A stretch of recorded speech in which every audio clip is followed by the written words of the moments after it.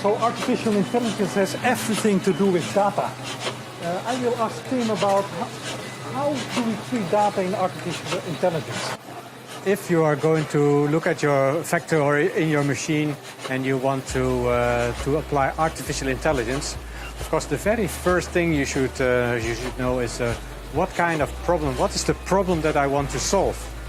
Where do I want to make an improvement? And of course after that you have to start to collect data, and collecting data is not an easy job.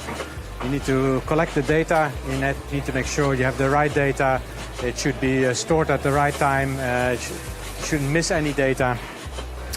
And then you need to analyze that data, come to a conclusion, and then try to address your problem and hope it's going to improve by that. And if you are using the artificial intelligence control of Omron, you are going to record the data at high speed, so at microsecond speed, and the AI controller is going to do all that for you. You don't have to worry about it. It's going to be recorded in the right format, in the right speed, and it's going to immediately, real time, it's going to analyze that data.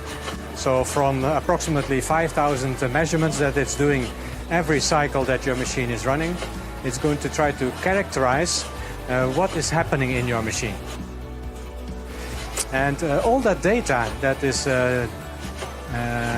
recorded in the AI controller, like I said, it's characterized, and you can decide, I'm not going to try and upload all this data, all these 5,000 measurements that are recorded every cycle. I'm not going to upload that. No, I'm going to upload the characterization of that data.